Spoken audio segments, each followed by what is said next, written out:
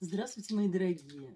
Сегодняшний вечер у камина и мой нумерологический прогноз на завтра, 22 ноября 2022 года. Зеркальная дата с двумя двойками по краям. Такие даты пугают обычно не только простых обывателей, но и даже специалистов нумерологии. Ведь такие даты, они несут в себе особую энергетику, значение, мы всегда ждем от этих дат чего-то особенного. Итак, об особенностях завтрашней даты, 22 ноября 2022 года.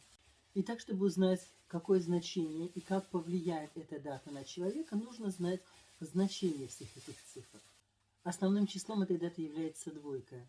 Нумерология говорит о том, что 2 – это число, обладающее мощной целеустремленностью, и энергия этого дня тоже будет достаточно сильной. Поэтому нужно сосредоточиться завтра на своих желаниях, на том, что вам больше всего хочется, чтобы осуществилось. И так как двойка придает решительность, именно завтра нужно сделать шаг навстречу своим желаниям, своим самым сокровенным мечтам. Однако сделать это смогут не все. Во многом это будет зависеть от везения, от того, насколько, как каждому из нас везет в этой жизни. А ведь везет тем, кто везет.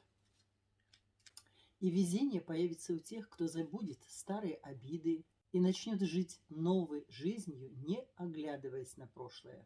Кроме того, в зеркальную дату хорошо проходят серьезные такие ответственные финансовые сделки, но опять же, результат этих сделок будет зависеть от того, умеет ли человек рисковать, но при этом астрологи не рекомендуют только на удачу полагаться.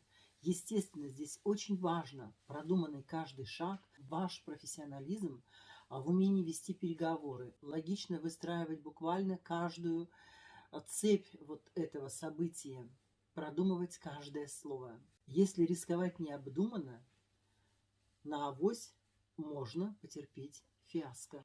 Если говорить о покупках, то не стоит сильно усердствовать в этот день. Более того, поскольку двойка – это число стабильности, поэтому за покупки лучше всего рассчитываться наличными. Причем это относится и к покупкам крупным, и к покупкам мелким. Наличные.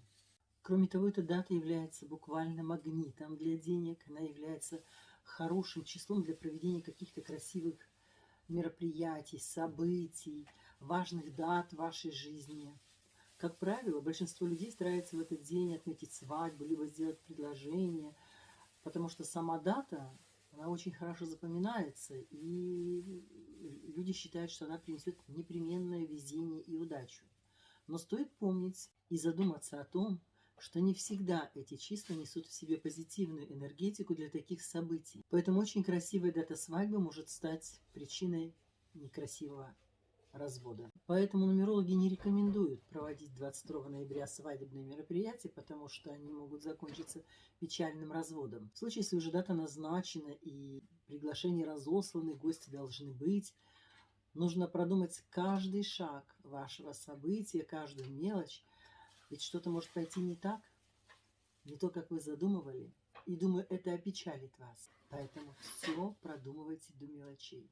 Говоря о зеркальной дате, следует сказать о ее душевном составляющем, и это будет напрямую связано с нашим здоровьем.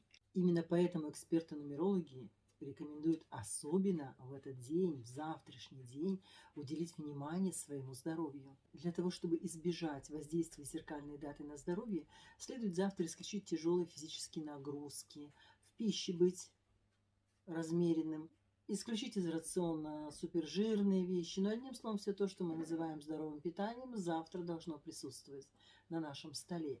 И завтра хорошо проводить различные медицинские манипуляции. Одним словом, заниматься своим здоровьем. Завтра это будет во благо. Самой главной опасностью завтрашнего дня нумерологи называют чувство страха, которое может не дать проиграться вашим задуманным мечтам, вашим задуманным планам. Кроме того, у кого-то может завтра прослеживаться меланхолическое настроение, такая пассивность.